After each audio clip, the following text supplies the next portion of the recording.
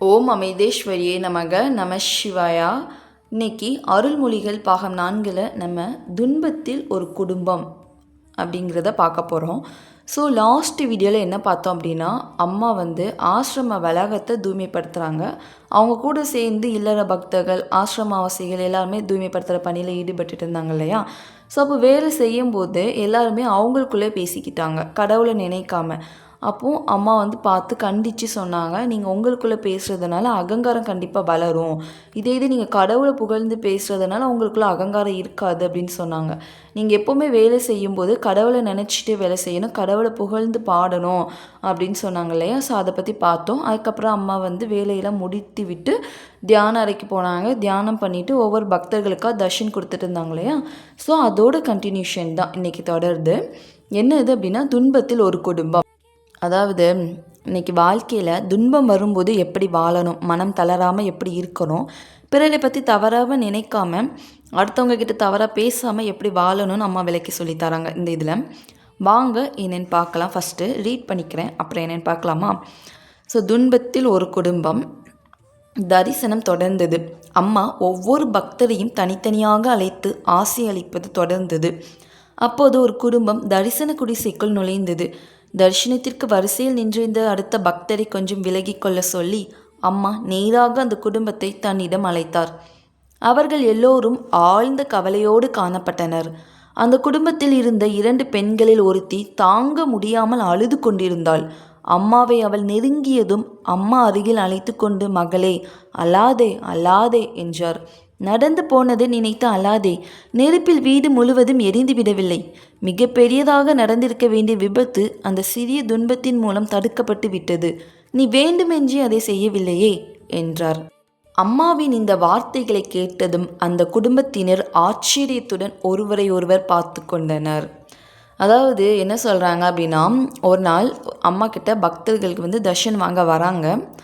அப்போது ஒவ்வொருத்தராக கூப்பிட்டு அம்மா தர்ஷன் கொடுக்குறாங்க. திடீர்னு ஒரு குடும்பம் தர்ஷன குடிசைக்குள்ளே நுழையிறாங்க. வரிசையில் நின்றுக்கிட்டு இருந்த ஒரு பையன், அந்த பையனை கொஞ்சம் விலகி நிற்க சொல்லிவிட்டு அம்மா புதுசாக வந்தாங்க இல்லையா தர்ஷன் வாங்குறதுக்கு ஒரு குடும்பம், அந்த குடும்பத்தை தன்னோட பக்கத்தில் கூப்பிட்றாங்க. கூப்பிட்டு அந்த குடும்பத்தில் இருக்கிற 4 பேருமே அழுதுகிட்டே இருக்காங்களாம். உடனே அம்மா சொல்கிறாங்க, ரொம்ப அழுது ஏங்கி அழுதுகிட்டு இருக்கிற ஒரு பெண்ணை கூப்பிட்டு, அம்மா, மகளே, அழாதே அழாதே, நடந்தது நடந்து போச்சு. ஸோ நெருப்பு வீடு முழுவதும் எரிஞ்சு சாம்பலாக நடக்க வேண்டிய பெரிய விபத்து தான் இது. அதனால் நீ அழுது ஒரு பிரயோஜனம் இல்லை. இதனால் உனக்கு தைரியமும் நம்பிக்கையும் அதிகமாக வரணும். அதனால் நீ ரொம்ப துன்பப்படாத, நீ வேணும்னு இதை செய்யலைல்ல அப்படின்னு சொல்லிட்டு அம்மா அந்த பொண்ணுக்கு ஆறுதல் சொல்கிறாங்க.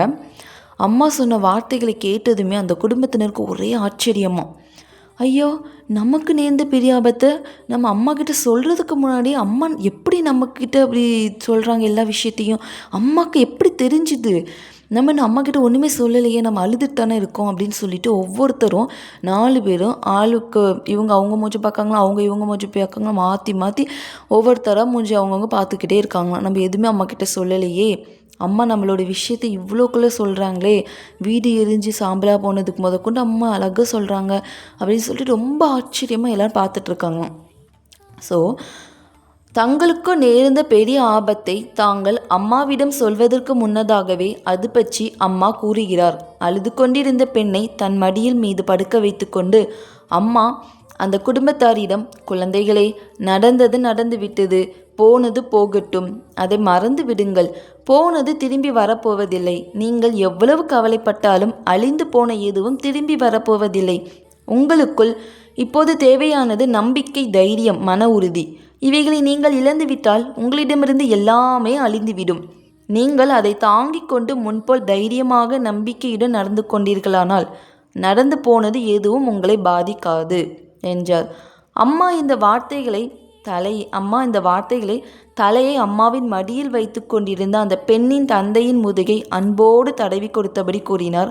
அவர்களுக்கு நேர்ந்த துன்பத்தில் அந்த குடும்பத்தினர்கள் படும் கஷ்டத்தை விட அம்மா அதிகமான கஷ்டத்தை அனுபவிப்பதாக அங்கிருந்த பக்தர்களுக்கு தோன்றியது. அவர்களிடம் தன் வேதனையை தெரிவித்து தாயன்புடன் ஆறுதல் கூறி அந்த குடும்பத்தினர் தாங்கள் அடைந்த நஷ்டத்தையும் மனவேதனைகளையும் தாங்கிக் கொண்டு அமைதி அடையும்படி செய்துவிட்டார். அந்த தந்தை அம்மாவிடம் கண்ணீர் வடித்தபடி, அம்மா, நீங்கள்தான் மகா சக்தி, உங்களுக்கு எல்லாம் தெரியும், இந்த கொடுமையான துன்பத்திலிருந்து எங்களை காப்பாற்றுங்கள் என்று அம்மாவிடம் வேண்டினார். அதன் பிறகு அந்த குடும்பத்தினர் அம்மாவை சுற்றி அமர்ந்து நீண்ட நேரம் பேசிக்கொண்டிருந்தார்கள். பிறகு அம்மா அவர்கள் ஒவ்வொருவருக்கும் ஆறுதல் கூறி அன்போடு அணைத்து கொண்டார். பிரசாதம் கொடுக்கும்போது எல்லாம் சரியாகிவிடும் என்று உறுதி கூறினார். கவலைப்படாதே, கல்யாணம் நிச்சயம் நடக்கும் என்று ஆறுதல் அளித்தார். அவர்கள் அங்கிருந்து வெளியே போகும்போது அவர்கள் முகத்தில் மிகுந்த மகிழ்ச்சியும் ஆறுதலும் தெரிந்தது. பார்த்தீங்களா? அம்மாவுக்கு என்ன சொல்லியே கொடுக்கணும் நம்ம. அம்மா அதாவது இப்போ நம்ம போகிறோம் அப்படின்னா, அம்மாக்கிட்ட ஏதோ ஒரு கஷ்டத்தில் போகிறோம் அப்படின்னா அம்மாவுக்கு கண்டிப்பாக தெரியும். நம்ம போகிற கஷ்டத்தை அவங்க அறியாமல் இல்லை. நம்ம வீட்டில் இருந்தாலும் அவங்களுக்கு நம்ம என்ன கஷ்டத்தில் இருக்கோம், என்ன ஒரு சூழ்நிலையை அனுபவிச்சுட்டு இருக்கிற கொண்டு அம்மாவுக்கு தெரியும். ஸோ அம்மாக்கிட்ட எல்லாத்தையும் சொல்லி புரிய வைக்கணும்னு அவசியம் இல்லை. நம்ம அவங்க முன்னாடி போய் நின்னாவே அவங்களுக்கு அத்தனையும் ஸ்கேன் பண்ண மாதிரி ஸ்கேன் பண்ணிடுவாங்க. ஆல்ரெடி அம்மாவுக்கு தெரிஞ்சிருக்கும். இருந்தாலும் நம்ம வாயை திறந்து கேட்கணுமே அப்படிங்கிறதுக்காக நம்ம கேட்கலாம். இல்லைன்னா, அம்மா, என் பிரச்சனை தான் உனக்கு தெரியும்ல, நீ பார்த்துக்கோ அப்படின்னு சொன்னால் அம்மா அழகாக பார்த்துப்பாங்க. அதே தான் அந்த குடும்பத்துக்கு நடந்திருக்கு. 4 பேர் வர்றாங்க அம்மாவை தேடி. வந்த உடனே பக்கத்தில் இருந்த ஒரு பையனை நகர்த்தி விட்டு விலகி வச்சுட்டு அந்த குடும்பத்தை கூப்பிட்டு ஆறுதல் கொடுத்து அனுப்பி வைக்கிறாங்க. அவங்க திரும்பி ரிட்டர்ன் வீட்டுக்கு போகும்போது அவ்வளோ சந்தோஷமாக மன திருப்தியோடு போகிறாங்களாம். பார்த்திங்களா? இப்படிப்பட்ட ஒரு பரபிரம்மம், ஒரு காளி அவதரித்து இன்றைக்கி நம்மக்கிட்ட அவங்க இருக்காங்க, இன்னும் ஸ்டில் இருக்காங்க அப்படின்னா அவங்கள நம்ம எவ்வளோக்குள்ளே நம்ம அவங்களுக்கு இம்பார்ட்டன்ட் கொடுக்கணும் இல்லையா? ஸோ அதுதான், அவங்க கொடுக்குற வழியில் நம்ம நடந்துக்கணும். அவங்க சொல்கிற உபதேசத்தை நம்ம கண்டிப்பாக ஃபாலோ பண்ணி கடைப்பிடிக்கணும். அதுதான் அவங்களுக்கு கொடுக்குற ஒரு மரியாதைன்னு நினைக்கிறேன். ஏன்னா இன்றைக்கி எத்தனையோ குருமார்கள் இருக்காங்க. அவங்களாம் அப்படி அம்மாவை மாதிரி நடந்துப்பாங்களான்னு தெரியல. ஃப்ரீயாக தர்ஷன் கொடுக்குறாங்க, அம்மா ஃப்ரீயாக சாப்பாடு கொடுக்குறாங்க. இதை விட என்ன வேணும்? ஒரு கடவுள் இந்த உலகத்தில் அவதரித்து வந்திருக்காங்க. அவங்கள புரிஞ்சிக்கிட்டு நிறைய பேர் தவறாக பேசுகிறவங்களும் இருக்காங்க. ஸோ புரிஞ்சவங்க அம்மாவை ஃபாலோ பண்ணிக்கிட்டு அடுத்தடுத்த ஸ்டேஜுக்கு போயிட்டுருக்காங்க. நாமளும் புரிஞ்சவங்க தானே. ஸோ நம்மளும் ஆன்மீகத்தில் ஒவ்வொரு நிலையாக அடையணும். அதுக்கு அம்மாக்கிட்ட பிச்சை கேட்டுக்கணும், பக்தி பிச்சை கேட்கணும். ஏன்னா நம்ம பக்தி பண்ண தான் ஒவ்வொரு நிலையாக அடுத்தடுத்த நிலையை அடைய முடியும். ஏன்னா அந்த பொண்ணு ரொம்ப அழுதுட்டு இருந்துச்சு இல்லையா? அந்த பொண்ணை கூப்பிட்டு தன்னோட மடியில் படுக்க வச்சுட்டு ஆறுதல் சொல்கிறாங்க. குழந்தைகளே, நடந்தது நடந்து போச்சு, திரும்பி எதுவுமே வராது, சரியா? அதனால் நீ எவ்வளோ கவலைப்பட்டாலும் அழிஞ்சு போன வீடு எதுவுமே திரும்ப கிடைக்காது தங்கமே. போன செல்வம் போயிட்டு சரி, பணமும் போனது போயிட்டு, இனிமேல் நீ உனக்கு தேவையானது என்னது? மன நிம்மதியும் தைரியம் தான் வேணும். அதே மாதிரி தான் நம்ம வாழ்க்கையில் எது இருக்குதோ அதுக்கு நன்றி சொல்லிட்டு நமக்கு வளர்க்க வேண்டிய தைரியமும் நம்பிக்கையும் டெய்லியும் வளர்த்துக்கிட்டு இருந்தோம் அப்படின்னா நம்ம எதுக்குமே கவலைப்பட வேண்டாம். அம்மா அந்த குடும்பத்துக்கு மட்டும் சொல்லலை, நம்ம எல்லாத்துக்குமே சேர்த்து சொல்கிறாங்க. ஏன்னா அந்த குடும்பம் அவ்வளோ ஒரு கவலையில் இருந்துச்சு. அதனால் அம்மா அவ்வளோ ஒரு ஆறுதல் சொல்கிறாங்க. இப்போ நம்மளும் எல்லாருமே ஒவ்வொருத்தவங்க ஒவ்வொரு சிச்சுவேஷனில் இருப்போம் இல்லையா? ஸோ நமக்கும் அம்மா ஆறுதல் சொல்கிற மாதிரி இதை எடுத்துக்கலாம். அதான் அம்மா சொல்கிறாங்க, தங்கமே அழாத, எல்லாம் சரியாயிடும், போனது போயிட்டு போகுது. இப்போ நீ உனக்குள்ளே என்ன வளரணும்? நம்பிக்கை தைரியம் அதிகமாக வளரணும். அதனால் போயிட்டேன்னு சொல்லிட்டு அழுதுட்டு இருக்காம மனசை திடப்படுத்திக்கோ அப்படின்னு சொல்லிட்டு, அம்மா பயப்படாத, தைரியமாயிரு, அம்மா இருக்கேன் அப்படின்னு சொல்லி அந்த குழந்தைங்கள ஆறுதல் படுத்துகிறாங்க. ஸோ அப்போது அந்த பெண்ணுடைய அப்பா இருக்காங்க இல்லையா? அப்பா கூப்பிட்டு அவங்களுடைய முதுகு தடவி கொடுத்துட்டு அம்மா ரொம்ப கனிவோடு பேசிகிட்டு இருக்காங்க. உடனே அந்த அப்பா சொல்கிறாங்க, மகாதேவி, மகா சக்தி, அம்மா உனக்கு தான் எல்லாம் தெரியும், நீங்களே பார்த்துக்கோங்கம்மா அப்படின்னு சொல்லிட்டு கையெடுத்து கும்பிட்டு கண்ணீரோடு அங்கேருந்து விடைபெற்று செல்கிறாங்க ஆசிரமத்திலேருந்து. உடனே அம்மா பிரசாதம் கொடுத்து அனுப்பி வைக்காங்க. எல்லாமே நல்லதாக நடக்கும், போயிட்டு வாங்க அப்படின்னு சொல்லிட்டு. அவர்கள் சென்றதும் அம்மா தரிசனத்துக்காக காத்திருந்த இளைஞனை நோக்கி திரும்பினார். மகனே, கடவுளை பற்றி இழிவாக நினைக்காதே, யாரை பற்றியும் கேவலமாக நினைக்காதே. ஒரு செயலுக்கு பின்னால் இருக்கின்ற உண்மையான காரணத்தையும் நோக்கத்தையும் அறிந்து கொள்ளாமல் கோபப்படாதே. கோபம் உன் இதயத்தை மூடிவிடும். உன் இதயம்தான் கடவுள் வாழ்கின்ற இடம். கோபம் வரும்போது நீ உன் இதயத்தின் கதவுகளை கடவுளின் முகத்திலேயே சாத்தி அடைக்கிறாய். மகனே, அப்படி செய்யாதே. அவர்கள் மிகுந்த துயரத்தால் பாதிக்கப்பட்டு போராடி கொண்டிருக்கிறார்கள். அதனால்தான் அம்மா உனக்கு தரிசனம் கொடுப்பதற்கு முன்பு அவர்களை கூப்பிட்டேன் என்றார். அதன் பிறகு அம்மா அந்த குடும்பத்தினருக்கு ஏற்பட்ட துயரத்தை கூறினார். சில நாட்களுக்கு முன்பு இப்போது வந்த 2 பெண்களில் மூத்த பெண்ணின் திருமண விஷயமாக பெற்றோர் வெளியூர் போயிருந்தார்கள். 2 பெண்களும் வீட்டில் இருந்தார்கள். அதில் சின்ன பெண் பெற்றோரின் அறையில் இருந்த பெட்டியிலிருந்து எதையோ எடுக்க விரும்பினார். அந்த அறை இருட்டாக இருந்தது. அப்போது மின்சாரமும் இல்லை. மண்ணெண்ணெய் விளக்கை எடுத்துக்கொண்டு அந்த அறைக்குள் போனாள். அந்த பெண் விளக்கை கையில் பிடித்தபடியே பெட்டியை திறந்தாள். அவளுக்கு தேவையான பொருளை பெட்டிக்குள் தேடிக்கொண்டிருந்த போது விளக்கு கை தவறி பெட்டிக்குள் விழுந்துவிட்டது.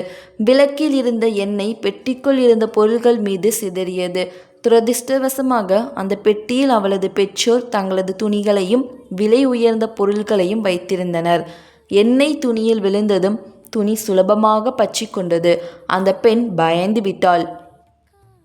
வெளியே ஓடி வந்து அழுது கூச்சல் போட்டு அவளும் கல்யாணமாக போகிற அவளுடைய அக்காவும் சேர்ந்து கொண்டு ஓவென்று அழுது அலறினார்கள். அவர்களின் குரலை கேட்ட அக்கம் பக்கத்து வீட்டுக்காரர்கள் ஓடி வந்து தீயை அணைத்தார்கள். அந்த பெட்டியும் அந்த அறையின் ஒரு பகுதியும் எரிந்து விட்டது. அதிர்ஷ்டவசமாக வீட்டின் மற்ற பகுதிகளுக்கு நெருப்பு பரவவில்லை. பெற்றோர் மனமுடைந்து போனார்கள். பெண்ணின் திருமணத்திற்காக தாங்கள் சேர்த்து வைத்த பணம் முழுவதும் அவர்கள் அந்த மரப்பெட்டியில் தான் வைத்திருந்தார்கள். அந்த கல்யாணம் அந்த மாதத்திலேயே நடக்க இருந்ததால் மாப்பிள்ளை வீட்டுக்கு தர வேண்டிய பணம், கல்யாண செலவுக்காக அப்போது தான் வங்கியிலிருந்து எடுத்து வைத்த பணம் இவையெல்லாம் அந்த பெட்டியில் தான் இருந்தது. இப்போது எல்லாவற்றையும் இழந்து விட்டார்கள். இந்த துன்பத்திற்கும் மேலாக வீடு எரிந்த செய்தி அறிந்த பிள்ளை வீட்டார் வீடு பற்றி எரிவது ஒரு கெட்ட சகுனம் என்றும் இவர்களின் சம்பந்தமே வேண்டாம் என்றும் சொல்லிவிட்டனர். இப்போ அந்த குடும்பம் அம்மா கிட்ட தர்ஷன் வாங்கிட்டு போயிட்டாங்க இல்லையா? ஸோ அதுக்கப்புறம் அம்மா சொல்கிறாங்க அந்த குடும்பத்தில் என்ன நடந்தது அப்படின்னு சொல்லிட்டு அம்மாவுக்கு தான் ஃபுல்லாக தெரியும் இல்லையா? ஸோ அது சொல்கிறாங்க, அங்கே இருந்த பக்தர்கள்கிட்ட சொல்கிறாங்க. சில நாட்களுக்கு முன்னாடி அந்த குடும்பத்தில் மூத்த பெண்ணுக்கு கல்யாண விஷயமாக பெற்றோர்கள் வெளியூருக்கு போயிருந்தாங்க. அப்போது இரண்டாவது பெண் என்ன பண்ணியிருக்கா, அவங்க ரூமில் இருக்கிற ஒரு மரப்பெட்டி இருக்குது. அந்த பெட்டியில் ஏதோ எடுக்கணும்னு போயிருக்கா. அப்போ கரண்ட் இல்லை அப்படின்னோடனே மண்ணெண்ணெய் விளக்கு எடுத்துகிட்டு போயிட்டு அந்த பொருளை தேடி எடுக்கலான்னு போகும்போதுல எதேச்சுமா அது உள்ளே விழுந்துருச்சு. மண்ணெண்ணெய் விளக்கு பட்டு தீயே பற்றிக்கிச்சு. அப்போ அந்த பெட்டியில் அந்த பொண்ணுக்கு தேவையான கல்யாணத்துக்கு தேவையான உடைகள், பணம் எல்லாம் எரிந்து அந்த வீடே எரிஞ்சிச்சு. ஸோ அப்போது அவங்களுடைய பெற்றோர்கள் ரொம்ப பதறிட்டு வராங்க. அவங்க என்ன பண்ணுறதுன்னு தெரியாமல் ரொம்ப சோகத்தில் இருந்திருக்காங்க. ஏன்னா கல்யாணத்துக்கு தேவையான பணம், நகை, அப்புறம் கல்யாண செலவுக்கு அப்போ தான் வங்கியிலேருந்து எடுத்துகிட்டு அந்த பெட்டியில் வச்சுருக்காங்க. எல்லாமே போனதுனால அவங்களுக்கு ரொம்ப வயிறு எரிஞ்சு அப்படி மனசுக்கு ரொம்ப வருத்தத்தில் இருக்கும்போது தான் அம்மா பார்க்க வந்திருக்காங்க. ஸோ இதை பார்த்துட்டு அந்த மாப்பிள்ளை வீட்டுக்காரவங்க என்ன பண்ணிட்டாங்க, கெட்ட சகுனம், வீடே எரிஞ்சு போச்சு, ஸோ இந்த கல்யாணத்தை எப்படியாட்டு நிறுத்தணும் அப்படின்னு சொல்லிட்டு அவங்க பிளான் போடுறாங்களாம். இதெல்லாம் அம்மா அங்கே இருந்த பக்தர்கள்கிட்ட சொல்லிட்டு இருக்காங்க. அம்மா அந்த குடும்பத்தின் சோக கதையை விவரித்து கொண்டிருந்த நேரம் முழுவதும் அம்மா கனிவோடு கடிந்து கொண்ட அந்த இளைஞன் அம்மாவின் முன் தலை குனிந்து உட்கார்ந்திருந்தான். ஒரு வார்த்தையும் அவன் பேசவில்லை. அம்மா பேசி முடித்ததும் தலை நிமிர்ந்து, அம்மா, என்னை மன்னித்து விடுங்கள். நான் மரியாதை தெரியாதவன் மட்டுமல்ல, ஒரு பெரிய மூடன். அம்மா, யாரிடமாவது தனிப்பட்ட அக்கறை காட்டினால் அதற்கு ஒரு காரணம் நிச்சயம் இருக்கும் என்பது எனக்கு தெரியாமல் போய்விட்டது. அதோடு என் எண்ணங்களுக்கும் கோபமும் அம்மாவுக்கு தெரியாது என்று வேறு நினைத்து கொண்டேன். நீங்கள் என்னை சரியாக பிடித்து விட்டீர்கள் அம்மா, என்னை மன்னித்து விடுங்கள் என்று வேண்டினான். ஏனென்றால் அடுத்ததாக அம்மாவிடம் தரிசனம் பெற அவன் காத்திருக்க அந்த குடும்பத்தினரை முதலில் அம்மா அழைத்ததும் இளைஞனுக்கு அம்மாவின் மீது கோபம் வந்தது. அம்மா செய்வது சரியில்லை, அவருக்கு ஒரு வஞ்சனை, அந்த குடும்பத்திற்காக முறை தவறி நடக்கிறாரே என்றெல்லாம் மனதிற்குள் குமுறினான். இப்போது தரிசனம் பெற வேண்டியது என் முறை. எனக்கு தரிசனம் அளித்த பிறகுதான் அவர்களை கூப்பிட வேண்டும். என்னை ஒதுக்கி வைத்துவிட்டு அவர்களை எப்படி கூப்பிட்டார்? நான் இந்த வரிசையில் நீண்ட நேரமாக காத்து கொண்டிருக்கிறேன். அவர்கள் இப்போதுதான் வந்தார்கள். அம்மா பச்சபாதமாக நடக்கிறார் என்று நினைத்தான். ஸோ இதை அவன் அப்படி நினச்சிட்டு இருக்கானா. ஏன்னா அவன் அடுத்த தர்ஷனத்துக்கு போகணும் இல்லையா? அப்போ அம்மா அவனை விலகி வச்சுட்டு அந்த குடும்பத்தை கூப்பிட்டு தர்ஷன் கொடுத்தோன்னே இவன் ரொம்ப கோவப்பட்டிருக்கான் அம்மா மேலே.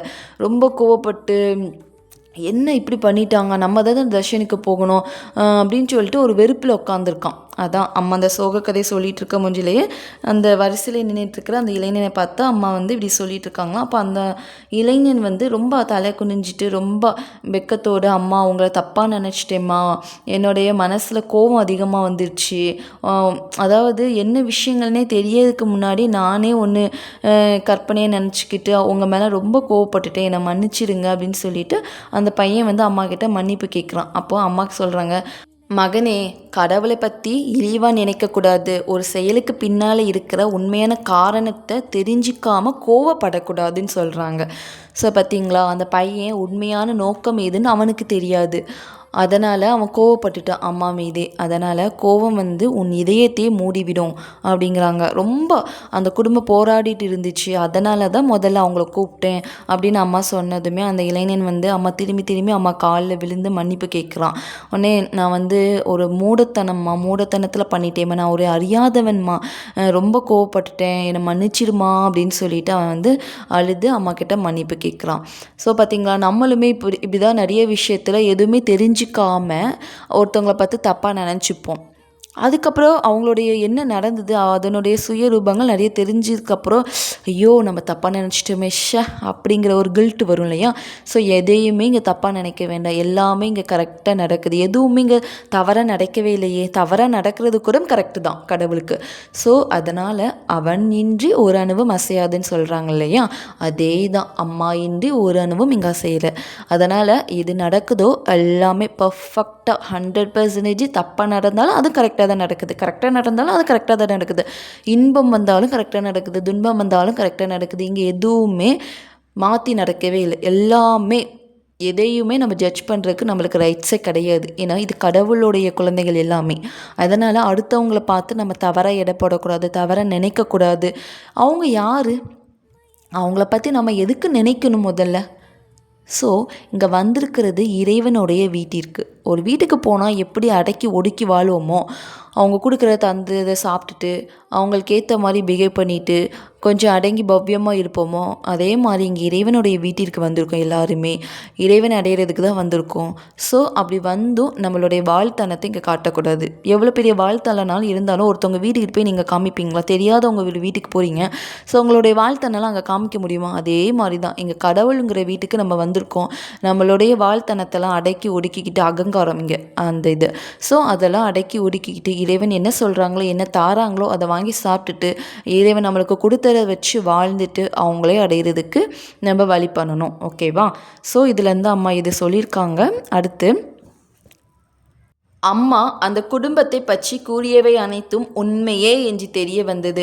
மணமகனின் பெற்றோர் தீ விபத்து கெட்ட சகுனத்தின் அடையாளம் என்று வற்புறுத்தி பேசினாலும் அந்த மணமகன் தனக்கு நிச்சயம் செய்த பெண்ணின் மீது மிகுந்த அன்பு கொண்டிருந்ததால் அந்த பெண்ணைத்தான் நான் திருமணம் செய்து கொள்வேன் என்று வற்புறுத்தி வலியுறுத்தி கூறினான். அந்த தீ விபத்தை அவன் கெட்ட சகுனமாக நினைக்கவில்லை. அந்த பெண்ணை திருமணம் செய்து கொள்ள அனுமதிக்காவிட்டால் கல்யாணமே செய்து கொள்ளாமல் பிரம்மச்சாரியாக இருந்துவிட போவதாக பயமுறுத்தினான். அவனுடைய மாற்ற முடியாத உறுதியைக் கண்டு இறுதியில் அந்த பெண்ணையே அவன் மணந்து கொள்ள சம்மதித்தான். இந்த ஒரு பிரச்சனை தீர்ந்தாலும் அந்த குடும்பத்திற்கு வேறொரு பிரச்சனையும் இருந்தது. திருமணத்திற்கு வேண்டிய பணம் அந்த குடும்பம் அம்மாவை நினைத்து பிரார்த்தித்து கொண்டே இருந்தது. எரிந்து போன பணத்தில் 3/4 பங்கு பையனின் பெற்றோர்கள் தர வேண்டும் என்று வற்புறுத்திய வரதட்சணை பணம், வரதட்சணை கொடுப்பதும் வாங்குவதும் அந்த குடும்பங்களின் வழக்கமாகவே இருந்தது. நாட்கள் கழிந்து கொண்டே இருந்தன. வழி எதுவும் புலப்படவில்லை. பெண்ணின் பெற்றோர் மிகுந்த கவலை கொண்டனர். அவர்களிடம் திருமண செலவுகளை செய்வதற்கான பணம் மட்டுமே இருந்தது. திருமணத்திற்கு 3 நாட்களுக்கு முன் மணமகனின் குடும்ப நண்பர் ஒருவர் மணமகனும் அவனுடைய பெற்றோரும் கையெழுத்திட்ட கடிதம் ஒன்றை மணமகனின் பெற்றோரிடம் கொண்டு வந்தார். அந்த கடிதத்தில் தங்கள் மகன் வரதட்சணைக்கு எதிர்ப்பு தெரிவிப்பதாகவும் வரதட்சணை எதுவும் தர வேண்டாம் என்றும் தந்தாலும் எதையும் வாங்கிக் கொள்ள முடியாது என்றும் வரதட்சணை விஷயத்தை அத்துடன் விட்டு விடும்படியும் எழுதியிருந்தது. அதை படித்ததும் அந்த குடும்பத்தினருக்கு மிகவும் ஆச்சரியமாக இருந்தது. ஏனென்றால் அந்த வரதட்சணை விவகாரம் 2 பெற்றோர்களுக்கு இடையில் மட்டுமே இரகசியமாக செய்யப்பட்டிருந்த ஏற்பாடு. மணமகனுக்கோ மற்ற யாருக்கோ அது தெரியாது. மணமகன் தன் தந்தையின் இந்த ஏற்பாட்டை எப்படியோ தெரிந்து கொண்டதும் தனக்கு தெரியாமல் தன்னை கேட்காமல் இந்த ஏற்பாடு செய்ததற்காக பெற்றோர் மீது அளவற்ற கோபம் கொண்டான். இந்த திருமணத்தின் அவன் கொண்டிருந்த அளவில்லாத உறுதியை உணர்ந்த பெற்றோர் வரதட்சணையை வேண்டாம் என்று கூறியதோடு மட்டுமின்றி அந்த திருமணம் எந்தவித கஷ்டமும் இல்லாமல் மகிழ்ச்சியாகவும் இனிமையாகவும் நடக்க பணம் முதற்கொண்டு மற்ற எந்த உதவியையும் தாங்கள் செய்ய தயாராக இருப்பதாக அந்த கடிதத்தில் எழுதியிருந்தார்கள். இந்த அதிசயமெல்லாம் அந்த குடும்பம் அம்மாவிடம் வந்து சென்ற பிறகுதான் நடந்தது. அதாவது இதில் என்ன சொல்கிறாங்க அப்படின்னா, அம்மா சொன்ன மாதிரியே அந்த குடும்பத்துக்கு ஒரு அதிசயம் நடக்குதான். என்ன அதிசயம் அப்படின்னா, மாப்பிள்ளை வீட்டில் இருந்து கல்யாணம் வேண்டாம், தீ விபத்து ஏற்பட்டுச்சு, கெட்ட சகுனம் அப்படின்னு சொன்னாங்க இல்லையா. ஸோ அதனால் அவங்க பெண் வீட்டிலேருந்து ரொம்ப கஷ்டப்பட்டு டெய்லியும் அம்மா கிட்டே வேண்டுறாங்க. அம்மா கல்யாணம் எப்படியோ முடியணுமா, கல்யாணத்துக்கு பணமும் வேணுமா அப்படின்னு சொல்லிட்டு அம்மா கிட்ட பிரார்த்தனை பண்ணிக்கிட்டே இருக்காங்க. அப்புறம் அம்மா வந்து ஒரு லீலை பண்ணுறாங்க. என்ன லீலை அப்படின்னா, அந்த மாப்பிள்ளை பையனோட மனசை மாற்றுறாங்க. ஏன்னா வீட்டில் அவங்க அம்மா அப்பா தான் கல்யாணம் வேண்டாம் கெட்ட சகுனம்னு சொல்கிறாங்க. இந்த பையனுக்கு அந்த பொண்ணு ரொம்ப பிடிச்சி போயிடுச்சு. ஸோ கெட்டுனா அந்த பொண்ணை தான் கல்யாணம் பண்ணுவேன், இல்லை கல்யாணமே பண்ண மாட்டேன், பிரம்மச்சரியே போயிடுவேன் அப்படின்னு சொன்னேன்னா அவங்க பெற்றோர்களும் பயந்துக்கிட்டு சரிப்பா அந்த பொண்ணையை நீ கல்யாணம் பண்ணிக்கோ அப்படின்னு சொல்லிட்டாங்க போல். ஸோ உடனே ஓகே கல்யாணத்துக்கு சம்மதம் பண்ணியாச்சு. அடுத்து ஒரு பிரச்சனை ஸ்டார்ட் ஆகுது. என்ன பிரச்சனை அப்படின்னா, கல்யாணத்துக்கு சம்மதம் தெரிவிச்சிட்டாங்க. கல்யாணம் பண்ணுறதுக்கு பணம் இருக்குது, அவங்களுக்கு வரதட்சணையை கொடுக்க வேண்டிய பணம் தானே எரிஞ்சு போச்சு அப்படின்னு சொல்லிட்டு அந்த பெண் வீட்டார் குடும்பம் வந்து அம்மா கிட்ட பிரார்த்தனை பண்ணதுனால அடுத்த ஒரு சம்பவம் நடக்குது. அந்த பையனுக்கு தெரியவே தெரியாதான், மாப்பிள்ளை பையனுக்கு இந்த மாதிரி வரதட்சணை வாங்குறாங்க நம்ம வீட்டில் அப்படின்னு சொல்லிட்டு தெரியாதான். பொண்ணு வீட்டோடைய அம்மா அப்பாவுக்கும் மாப்பிள்ளை வீட்டோடைய அம்மா அப்பாவுக்கும் 2 பேர் குடும்பத்திலோடைய அவங்க பெற்றோர்களுக்கு மட்டும்தான் தெரியுமா வரதட்சணை வாங்குறது கொடுக்குறது. ஸோ இந்த பையனுக்கு தெரியாதான். இந்த பையனுக்கு யார் மூலமோ தெரிய வந்து இந்த பையன் நீங்கள் எப்படி வரதட்சணை வாங்கலாம், நீங்கள் வரதட்சணையை வாங்கக்கூடாது, இல்லை கல்யாணம் பண்ண மாட்டேன், ஸோ இல்லை அது மட்டும் இல்லாமல் வரதட்சணை நீங்கள் கொடுத்தாலும் நாங்கள் வாங்க மாட்டோம்னு சொல்லிட்டு ஒரு நபர் மூலமாக ஒரு கடிதத்தில் எழுதி அதை பெண் வீட்டுக்கு அனுப்பியிருக்காங்க. அதை அவங்க பார்த்துட்டு அதை விட சந்தோஷத்தில் ரொம்ப மூழ்கிறாங்க. சரி ஓகே எதுவோ என்னமோ கல்யாணம் முடிஞ்ச ஓகே தான் அப்படிங்கிற மாதிரி பெண் வீட்டுக்காரவங்க ரொம்ப சந்தோஷத்தில் இருந்தாங்களாம். ஸோ அதுக்கப்புறம் என்ன பண்ணிட்டாங்க, அம்மா கிட்ட வந்து ஆறுதல் பெற்றதுக்கப்புறம் தான் இந்த மாதிரி சம்பவங்கள்லாம் நடக்குது அப்படின்னு சொல்லி முடிக்கிறாங்க. பார்த்தீங்களா, அம்மா என்ன நடந்ததுன்னு கூட தெரியாமல் சொல்லிட்டாங்க. திருப்பி அவங்க டெய்லியும் பிரார்த்தனை வைக்க அம்மா அடுக்கடுத்து லீலைகளையும் பண்ணி அவங்க குடும்பத்தை ஒரு சந்தோஷமாக ஒரு நல்ல நிலையில் வச்சுருக்காங்க. கல்யாணம் முடிஞ்சுது அப்படின்னு சொல்கிறாங்க. ஸோ அடுத்து இதற்கிடையில் அந்த இளைஞரிடம் அம்மா கோபம் எவ்வாறு ஒருவனது இதயத்திற்குள் கடவுள் நுழைவதை தடுக்கிறது என்று விளக்கினார். பிறகு தரிசனம் தொடர்ந்தது. தரிசனம் மாலை 5 மணி வரை நீடித்தது. தரிசனம் முடிந்ததும் அம்மா குடியிலிருந்து வெளியே வந்து தியான மண்டபத்தின் முன் வராந்தாவில் உட்கார்ந்தார். மாலை 4:30 மணியிலிருந்து 6 மணி வரை பிரம்மச்சாரிகளின் தியான நேரம். அப்போது தியான நேரமானதால் பிரம்மச்சாரிகள் தியானம் செய்கிறார்களா என்று உள்ளே பார்த்தார். அங்கு சில பிரம்மச்சாரிகளே இருந்தனர். அதை கண்டு அம்மா மற்றவர்கள் எல்லாம் எங்கே என்று கேட்டார். காலம் கடந்து அப்போதுதான் வந்த ஒரு பிரம்மச்சாரி அம்மாவுக்கு தெரியாமல் வாசற்படியை தாண்டி உள்ளே நுழைந்து விடலாம் என்று வாசற்படியின் அருகில் மறைவாக நின்றிருந்தார். அம்மா சற்றென்று உட்கார்ந்த இடத்திலிருந்து எழுந்து பிரம்மச்சாரி மறைவாக நின்று கொண்டிருந்த இடத்திற்கு சென்றார். அவரை கோபமாக பார்த்து 4:30 மணிக்கு தியானிக்க வேண்டும் என்பது உனக்கு தெரியாதா என்று கேட்டார். அவர் ஆனால் அம்மா என்று ஏதோ பதில் சொல்ல முயன்றார். அம்மா ஆனால் என்று எந்த காரணத்தையும் சொல்லாதே, மிக முக்கியமான வேலை இருந்தாலொழிய நீ சரியாக 4:30 மணிக்கு இங்கே இருக்க வேண்டும். நீ எங்கே இருந்தாய், என்ன செய்து கொண்டிருந்தாய் என்று கோபமாக கேட்டார். பிரம்மச்சாரி படித்து கொண்டிருந்தேன், அப்படியே தூங்கிவிட்டேன் என்றார். இதை கேட்டதும் அம்மா என்ன சொல்லுகிறாய், பிரம்மச்சாரியாக இருந்து கொண்டு ஒரு புத்தகத்தை படித்து கொண்டிருந்த போது தூங்கிவிட்டேன் என்று சொல்கிறாயே, அது உனக்கு அவமானமாக இல்லை? இது உன்னுடைய கவனக்குறைவை காட்டுகிறது. நீ விழிப்புடன் இல்லை, படித்தாலே தூங்கி விடுகிறாய். உன்னால் தியானிக்க முடியும் என்று எப்படி நினைக்கிறாய்? தியானிக்க அதிக விழிப்புணர்வு வேண்டும். நீ விழிப்புணர்ச்சி உள்ளவனாக ஸ்ரத்தை உள்ளவனாக இருந்தால் பல நாட்கள் தொடர்ந்து தூங்காமல் இருந்தால் கூட விழிப்புடன் இருப்பாய் என்றார். அம்மாவின் குரலிலிருந்த கடுமையையும் கோபத்தையும் கண்ட பிரம்மச்சாரி பயந்து போனார். இதை கண்ட அம்மா வாய்விட்டு உறக்க சிரித்து அவரை தன் அருகே அழைத்தார். அன்பாக அவரது முதுகில் தடவி கொடுத்துவிட்டு பின்பு அதே உறுதியான குரலில் உன் அம்மாவிடம் உனக்கு பயமா? நான் வேடிக்கைக்காக இப்படி பேசினேன். அம்மா உன் மீது கோபமாக இருப்பதாக நினைக்காதே. இருந்தாலும் மகனே, தியானம், ஜபம் மற்றும் யோக பயிற்சி முதலியவைகளில் அதற்குரிய நேரத்தில் நீ கலந்து கொள்ள வேண்டும். அது மிக முக்கியம். ஒரு சாதகனுக்கு ஒழுங்கும் கட்டுப்பாடும் வேண்டும். குறிப்பிட்ட ஒழுக்கத்தை கடைபிடிக்க வேண்டியதில்லை என்று நினைத்துவிட்டால் பிறகு ஆன்மீக வாழ்க்கையை நாம் கவனத்துடன் வாழ மாட்டோம் என்றார். அம்மா பிரம்மச்சாரிகளிடம் அமர்ந்து சிறிது நேரம் தியானம் செய்தார். அம்மா அடிக்கடி பிரம்மச்சாரிகளுக்கு தியானத்தில் உற்சாகமூட்டவும் கண்காணிக்கவும் இவ்வாறு செய்வது வழக்கம். அதுபோன்ற நேரங்களில் அம்மா கையில் சிறு சிறு கூழாங்கற்களை வைத்திருப்பார். தியானம் செய்யும் போது யாராவது கொஞ்சம் தூங்கி விழுந்தால் அம்மா அவர் மீது கல்லை வீசுவார். உடனே அந்த நபர் விழிப்புணர்வு பெற்று மன ஒருமையோடு தியானம் செய்வார். இதில் என்ன சொல்கிறாங்க அப்படின்னா, அம்மா வந்து அந்த பையனுக்கு கொஞ்சம் ஆறுதல் சொன்னாங்க. இப்படிலாம் கோபப்படக்கூடாதுப்பா, பிறரை பற்றி நம்ம தவறாலாம் நினைக்கக்கூடாது அப்படின்னு சொல்லிட்டு இருக்கும்போது மாலை நேரம் ஆகிட்டு தர்ஷன நேரம் ஆகிட்டுனா அம்மா வந்து அந்த இடத்த விட்டு கிளம்புறாங்க. 4:30 6 மணி வரை தர்ஷன் நேரமாக பிரம்மச்சாரிகள் தியானம் பண்ணுற நேரம். பிரம்மச்சாரிகள் வந்து தியானம் பண்ணக்கூடிய நேரம். அப்போ அம்மா வந்து வெளியே வந்து பார்த்தப்ப சில பிரம்மச்சாரிகள் மட்டுமே அந்த தியான அறையிலேருந்து தியானம் பண்ணிகிட்டு இருக்காங்க. மீதி யாருமே காணும், பாதி பேர் தான் இருக்காங்க, மீதி பேர் காணுமா.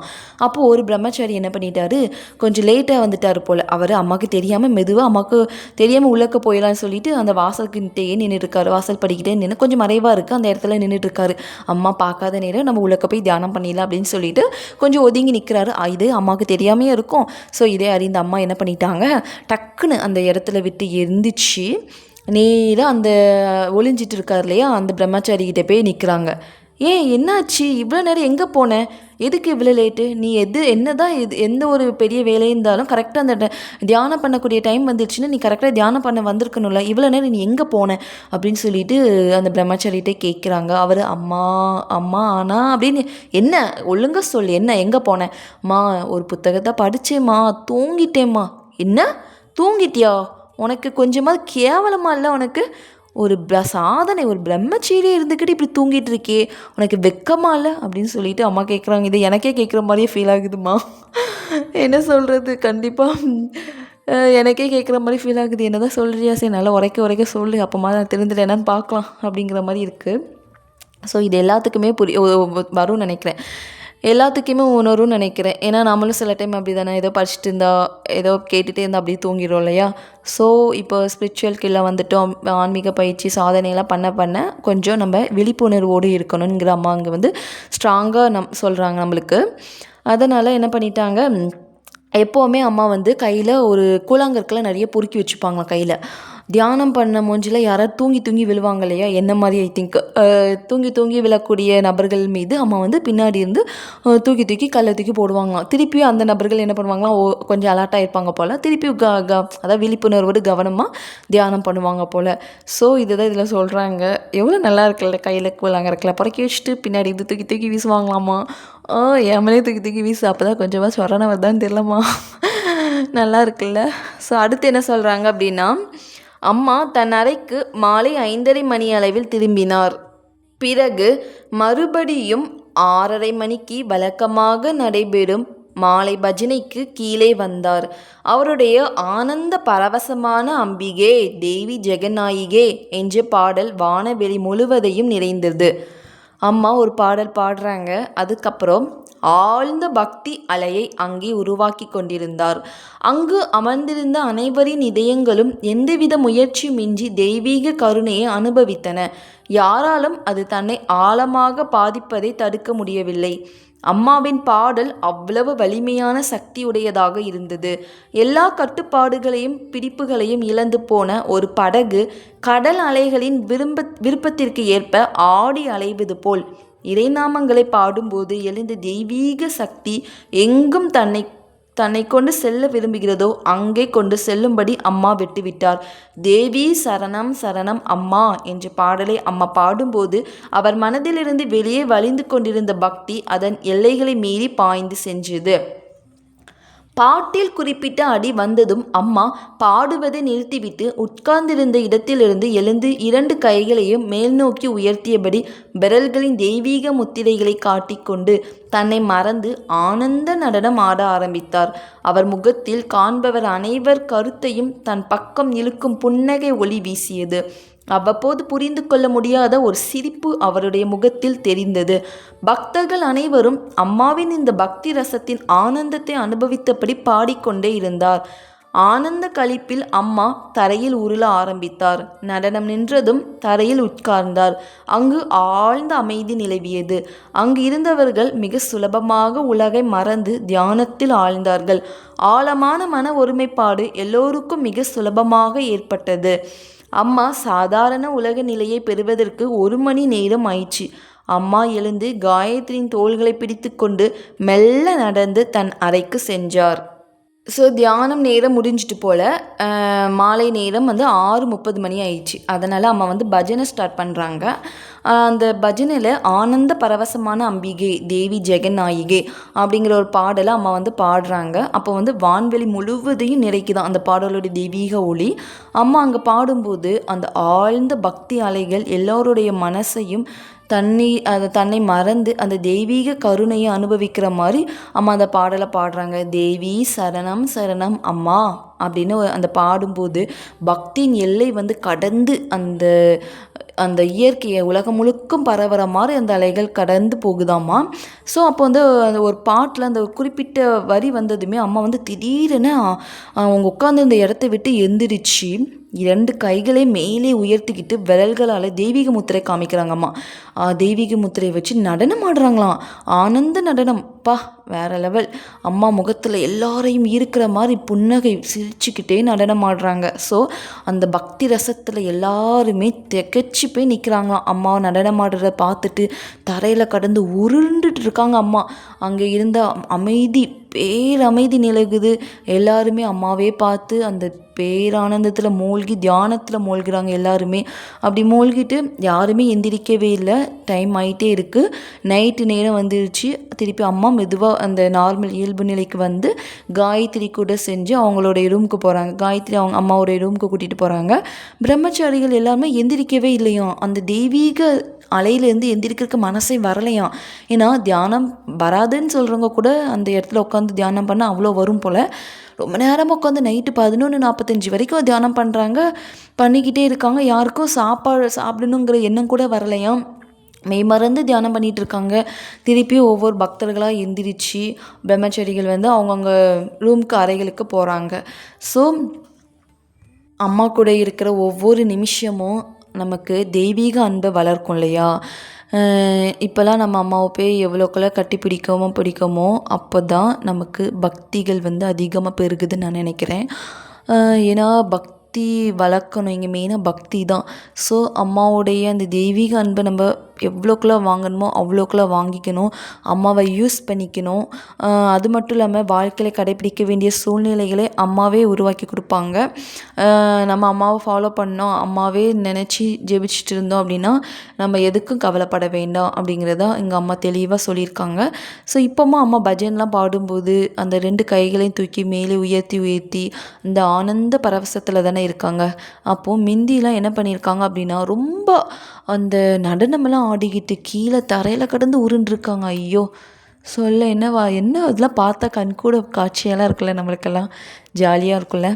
ஸோ இப்போவும் அதை நம்ம அனுபவிச்சுட்டு தானே இருக்கோம். பஜனை பாடும்போது அம்மா அந்த 2 கையையும் மேலே தூக்கி வசத்தி அம்மா ஆனந்த பரவசத்தில் இருக்கும்போது நம்மளுக்கும் அந்த ஃபீல் கிடைக்காதா அப்படின்னு ஏங்குறோம் இல்லையா? கண்டிப்பாக அம்மாக்கிட்ட இருக்கும்போது நம்மளுக்கும் அந்த தெய்வீக அன்பு வருங்கிறாங்க.